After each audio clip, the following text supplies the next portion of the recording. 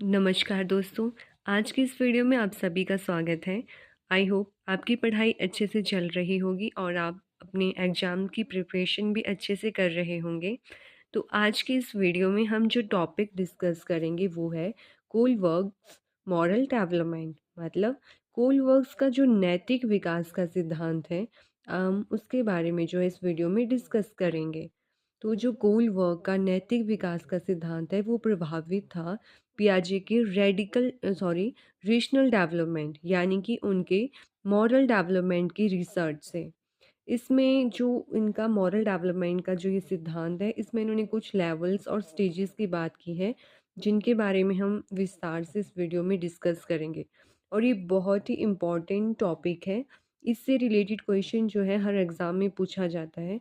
और इस बार जो दिसंबर 14 दिसंबर 2024 में सीटेट का एग्ज़ाम हुआ था, उसमें भी यहाँ से 3-4 क्वेश्चन देखने को मिले हैं। और भी जैसे अन्य एग्ज़ाम हैं सीटेट, DSSS, KVS या टीचिंग एप्टीट्यूड जहाँ पे पूछा जाता है, चाइल्ड पेडागोजी पूछी जाती है, वहाँ पर इस टॉपिक से जो है क्वेश्चन देखने को मिलता है। तो आप इस टॉपिक को अच्छे से पढ़िएगा, अच्छे से इसके नोट्स प्रिपेयर कर लीजिएगा और ध्यान से सुनिएगा क्योंकि ये इम्पॉर्टेंट है एग्ज़ाम के पॉइंट ऑफ व्यू से। अम, अब इसमें इस थ्योरी में जो है ये जो कोलबर्ग थे ये प्रभावित थे, जैसा कि मैंने पहले भी बताया, जीन पियाजे से, जिनका कॉग्निटिव डेवलपमेंट का जिन्होंने सिद्धांत दिया है और वो एक रेडिकल कंस्ट्रक्टिविस्ट थे। ये कोलबर्ग भी उनके वर्क से जो है काफ़ी प्रभावित थे और इन्होंने जो है इसमें मॉरल डेवलपमेंट में कोलबर्ग ने 3 लेवल्स दिए हैं, 3 स्तर दिए हैं और मोरालिटी के, और उन 3 लेवल्स को फर्दर 2 स्टेजेस में जो है डिवाइड किया है। मतलब क्वेश्चन पूछा जाए लेवल्स का तो 3 लेवल्स हैं और स्टेजेस पूछे जाएँ तो 6 स्टेजेस हैं कोलबर्ग के मॉरल डेवलपमेंट थ्योरी के। अब इसमें सबसे पहले जो सबसे इम्पोर्टेंट बात है वो है मोरालिटी, कि मोरालिटी या मॉरल वैल्यूज़ होती क्या हैं। अब पहले आपने देखा होगा, हमें स्कूल टाइम में जो है नैतिक शिक्षा करके एक सब्जेक्ट हुआ करता था। तो उसमें भी क्या है, हमें वही सब बताया जाता था कि सही और गलत जो है, कि मतलब उनमें डिफरेंस बताया जाता था कि ये चीज़ सही है, ये गलत है। तो मोरालिटी जो है बेस्ड होती है राइट और रॉन्ग पे, और जो राइट और रॉन्ग जो भी डिसीज़न होता है वो बेस्ड होता है किस पर, हमारे लॉजिकल डिसीज़न पर। और लॉजिकल डिसीज़न जो है कैसे लेंगे हम, जो हमारी मॉरल रीजनिंग होगी उसी के बेसिस पर हम डिसीज़न लेते हैं। तो मोरालिटी क्या है, इस बेस्ड होती है सही गलत पर, कैसे हम सही और गलत का चुनाव करते हैं। ये हल्का सा रिलेटेड होता है आपके सोशल डेवलपमेंट से, क्योंकि बच्चा जो है जब पैदा होता है तो वो मोरालिटी को साथ लेकर पैदा नहीं होता, वो समाज में आकर धीरे धीरे चीज़ें सीखता है, सही गलत में फ़र्क करना सीखता है। इसलिए जो है आपकी मोरालिटी है वो रिलेटेड होती है आपकी सोशल डेवलपमेंट से। कोलबर्ग जो है उन्होंने कुछ सैंपल्स लिए थे अपनी रिसर्च के लिए। अब जो सैंपल्स में जो इनका सब्जेक्ट था वो था 72 बॉयज़ लिए थे इन्होंने। ध्यान में रखिएगा, इन्होंने एक भी गर्ल नहीं ली थी, इन्होंने सारा जो अपनी रिसर्च वर्क था वो किया था लड़कों पर। इन्होंने 72 लड़कों पर जो है रिसर्च की थी। इन्होंने क्या किया था कि उन बच्चों को जो है लघु कथाएँ या स्टोरीज़ दी और लास्ट में उनके सामने जो एक डायलेमा आई और उनको एक सही चीज़ का जो है चुनाव करना था, मतलब राइट या रॉन्ग में से किसी एक चीज़ को चूज़ करना था। तो इसमें जो सबसे फेमस एक डायलेमा है वो है हाइंज़ डायलेमा, जो जिससे रिलेटेड क्वेश्चन जो है हमारे एग्ज़ाम में भी पूछे जाते हैं। ये क्या है, जो हाइंज़ है एक जर्मन नेम है और ये एक व्यक्ति था। यूरोप में जो एक महिला थी वो मौत के कगार पर थी और डॉक्टरों ने कहा था कि इसकी केवल एक ही दवाई है जिससे जो है उस महिला की, हाइंस की वाइफ की जान बच सकती थी। वो एक तरह का रेडियम था, जो दवाई थी वो एक तरह का रेडियम था जिसकी खोज जो है उसी शहर के एक फार्मासिस्ट ने की थी। एक फार्मासिस्ट था, उसने उस दवाई को बनाया था और उस दवाई को बनाने में जो है काफ़ी पैसा भी लगा था, लेकिन जो फार्मासिस्ट था वो उस दवाई के जो है 10 गुना दाम माँग रहा था। उस औरत का इलाज करवाने के लिए उसका पति हाइंज़ उसके पास गया, फार्मासिस्ट के पास गया और उसको सारी कंडीशन भी बताई, लेकिन फार्मासिस्ट जो है अड़ा रहा कि नहीं, वो 10 गुना ज़्यादा अमाउंट ही लेगा। हाइंज़ ने जैसे-तैसे करके उसकी आधी कीमत के बराबर पैसे इकट्ठे किए, लेकिन वो फार्मासिस्ट नहीं माना। तो उसको क्या है, हाइंज़ को मजबूर होकर उसकी दुकान तोड़कर वो दवाई जो है अपनी पत्नी के लिए उसने चुरा ली। अब गोल्डबर्ग ने बच्चों के सामने एक डायलेमा प्रस्तुत की, नैतिक दुविधा प्रस्तुत की। नैतिक दुविधा जो एक ऐसी दुविधा होती है जिसमें किसी व्यक्ति को 2 या 2 से अधिक नैतिक कार्यों में से किसी एक कार्य का चयन करना पड़ता है। अब इस स्टोरी में जो हाइंज़ डायलेमा है उसमें जो नैतिक दुविधा थी वो थी, क्या हाइंज़ को दवा चुरानी चाहिए थी? क्या एक पति को अपनी पत्नी की जान बचाने के लिए दवाइयाँ चुरानी चाहिए?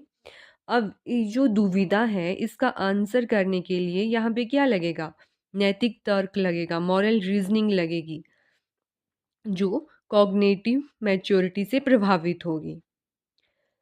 जो नैतिक तर्कना है उसमें क्या था, जैसे हाइंज़ ने चोरी करके सही किया या गलत किया? क्या चोरी करना सही है? अब इन सवालों के जवाब जो हैं बच्चों को देने थे। ये इस तरह के सवाल जो हैं उनके दिमाग में घूमने लगे थे। इन्हीं कथाओं या इन्हीं स्टोरीज़ से जो है प्राप्त अनुक्रियाओं का विश्लेषण करके कोलबर्ग ने बताया कि व्यक्ति में नैतिक विकास 3 स्तरों से होकर गुज़रता है और ये जो प्रत्येक स्तर की जो है 2-2 अवस्थाएँ होती हैं तथा इन अवस्थाओं का क्रम क्या होता है, निश्चित होता है। सभी व्यक्तियों में ये अवस्थाएँ एक ही उम्र में नहीं होती और ना ही व्यक्ति एक अवस्था को छोड़कर जो है दूसरी अवस्था में जा सकता है। प्रत्येक व्यक्ति को जो है हर अवस्था से होकर जाना पड़ेगा, लेकिन हाँ, हो सकता है किसी में कोई अवस्था 13 साल की आए या किसी में 13.5 की आए। इतना फ़र्क हो सकता है, लेकिन होकर सभी अवस्थाओं से ही जाना पड़ेगा। आप देख सकते हैं इसमें 3 लेवल्स हैं और 6 स्टेजेस हैं जो दी हैं हमारे लॉन्स कोलबर्ग ने। ये 3 लेवल्स ऑफ मोरालिटी हैं।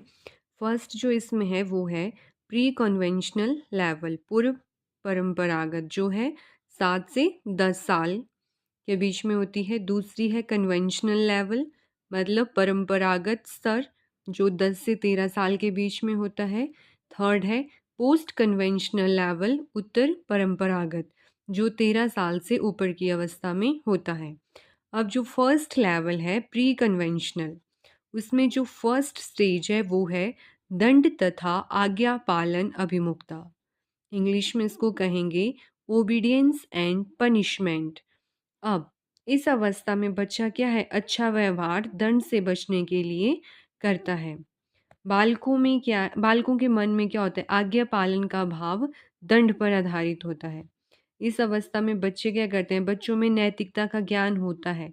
बालक जो है स्वयं को परेशानियों से बचाने के लिए काम करते हैं, मतलब उन्हें डर रहता है कि कहीं उन्हें पनिश न कर दिया जाए, इसलिए वो क्या करेंगे, वो कोई भी काम है उसको करेंगे, तभी ये वो आज्ञा का पालन करेंगे। दूसरी स्टेज है इसमें आत्मा अभिरुचि तथा प्रतिफल अभिमुखता, जिसको कहेंगे पर्सनल रिवार्ड ओरिएंटेशन और म्यूचुअल एक्सचेंज। अब इसमें क्या होता है, इसको टिट फॉर टैट, जैसे को तैशा की अवस्था भी कहते हैं। बच्चा अपना बेनिफिट देखता है इसमें, पुरस्कार पाने के लिए नियमों का क्या है वो पालन करता है। बच्चा ये भी देखता है कि जो भी काम वो कर रहा है उसमें उसका क्या फ़ायदा है, उस बच्चे का क्या फ़ायदा है। वो इस अवस्था में जो है बालकों का व्यवहार जो है वो खुलकर सामने नहीं आता, वो केवल अपने फ़ायदे के लिए जो है काम करते हैं। जैसे आपने देखा होगा छोटे बच्चे हैं, अगर उनको दुकान भेजें तो वो क्या करते हैं, उनका ध्यान ये नहीं होता कि उनसे क्या मँगवाया जा रहा है।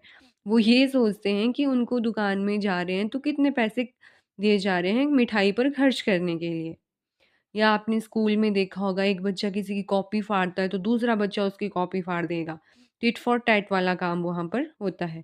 या मंदिर में जाते हैं कुछ लोग, किसी की चप्पल चोरी होगी तो वो नंगे पाँव तो घर नहीं आएगा। वो क्या करता है, ये अच्छा मेरी चप्पल चोरी हो गई, तो वो किसी और की चप्पल पहन के वहाँ से आ जाएगा। तो ये होता है पर्सनल रिवार्ड ओरिएंटेशन या म्यूचुअल एक्सचेंज वाली स्टेज में। ये होगी हमारी फर्स्ट लेवल। अब नेक्स्ट है अच्छा लड़का या अच्छी लड़की, जो सेकंड लेवल है कन्वेंशनल, उसकी फर्स्ट स्टेज है good boy and nice girl orientation. इसमें क्या होता है, इस अवस्था में बच्चे में एक दूसरे का सम्मान करने की भावना होती है तथा दूसरों से भी सम्मान पाने की इच्छा वो रखते हैं। जैसे अगर वो अच्छा होमवर्क करके जाते हैं, पूरा काम करके जाते हैं, तो टीचर्स भी उनको प्रेज़ करते हैं, शाबाश, वेरी गुड, ऐसा बोलते हैं ना। तो ये आता है सेकंड स्टेज में, अच्छा लड़का या अच्छी लड़की। अब जो थर्ड स्टेज थी, सेकंड लेवल की फोर्थ स्टेज है, उसमें है अधिकार संरक्षण अभिमुखता, लीगल ओरिएंटेशन या लॉ एंड ऑर्डर। अब बच्चा क्या है, वो रूल्स को फॉलो करता है। बच्चे नियम एवं व्यवस्था के प्रति जागरूक होते हैं तथा वे नियम एवं व्यवस्था के अनुपालन के प्रति जवाबदेह होते हैं। मतलब उनके लिए नियम, रूल्स आर रूल्स, रूल्स के बाहर जाकर वो कोई काम नहीं करेंगे। जो रूल सेट है वही सही है। अगर कोई बच्चा रूल से बाहर जाता है तो वो क्या है, वो गलत होगा। अब है थर्ड लेवल पोस्ट कन्वेंशनल, उत्तर परंपरागत स्तर। इसकी जो फर्स्ट स्टेज है थर्ड लेवल की, और ऐसे जो है फिफ्थ स्टेज है वो है सामाजिक अनुबंध अभिमुखता, जिसको हम क्या कहेंगे, सोशल कॉन्ट्रैक्ट ओरिएंटेशन। इसमें क्या होता है, बच्चा समझने लगता है कि रूल्स जो हैं वो सोसाइटी के भले के लिए बनाए जाते हैं तथा ज़रूरत पड़ने पर इन्हें चेंज किया जाना चाहिए। मतलब अगर किसी रूल से किसी को कोई फ़ायदा नहीं हो रहा है या किसी को नुकसान हो रहा है, तो according to the need of time वो रूल्स जो हैं वो चेंज किए जाने चाहिए, ताकि उनसे लोगों का भला हो सके। जो नेक्स्ट और लास्ट स्टेज है वो है सार्वभौमिक नैतिक सिद्धांत अभिमुखता, यूनिवर्सल एथिकल प्रिंसिपल्स। ये जो है एब्स्ट्रैक्ट थिंकिंग पर बेस्ड होती है। ह्यूमैनिटी ह्यूमैनिटी के लिए कुछ भी ऐसा जो बहुत ही क्या हो, जो ह्यूमैनिटी के लिए सही नहीं हो, उसके खिलाफ जाने के लिए जो है बच्चे जो होते हैं वो तैयार रहते हैं हमेशा। मतलब जो ऐसी चीज़ें समाज में चली आ रही हैं जिससे किसी का भला नहीं हो रहा है, तो उनको चेंज करने के लिए जो है वो तत्पर रहते हैं। जैसे इसमें बहुत सारे एग्जाम्पल हम अपनी हिस्ट्री से ले सकते हैं। नेल्सन मंडेला हो गया आपका, विक्रम बत्रा है, उन्होंने भी क्या है, कारगिल युद्ध में कि इतना अच्छा योगदान दिया था और वो तो वहाँ पे शहीद भी हुए थे। तो ये सब एग्जाम्पल हैं हमारे यूनिवर्सल एथिकल प्रिंसिपल के। मतलब एक बड़े तबके के भले के लिए कुछ भी करने की क्षमता। पर हाँ, उसका मेन वो जो होगा वही कि उससे किसी की भलाई होनी चाहिए, फिर जो भी चेंज आएगा वो किसी की भलाई के लिए होगा। अब आपको पता है कोई भी थ्योरी होती है तो उसका क्रिटिसिज्म भी हुई होती है, उसकी आलोचना भी होती है। अब जो कैरल गलीगन है वो कोहलवर्ग की स्टूडेंट थी।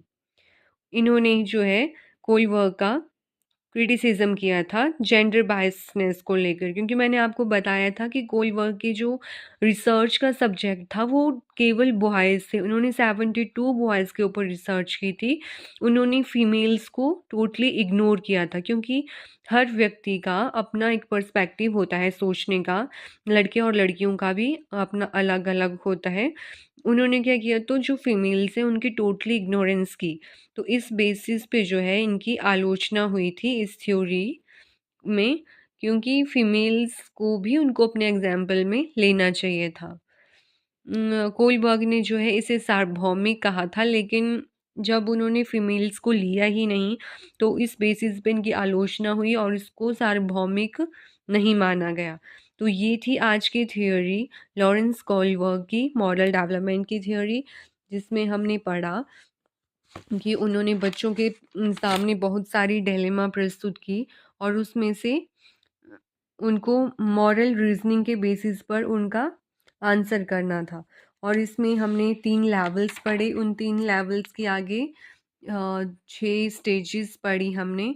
तो आप इनके अच्छे से नोट्स बना सकते हैं और इस टॉपिक को अच्छे से तैयार कीजिएगा, क्योंकि यहाँ से पेपर में क्वेश्चन पूछे जाते हैं। तो आई होप आपको ये टॉपिक समझ आ गया होगा। अगर इस टॉपिक से रिलेटेड आपकी कोई भी क्वेरी होगी तो आप कमेंट सेक्शन में प्रश्न पूछ सकते हैं। मैं पूरी कोशिश करूँगी कि मैं आपकी क्वेरी जो है वो दूर कर पाऊँ। तो थैंक यू सो मच।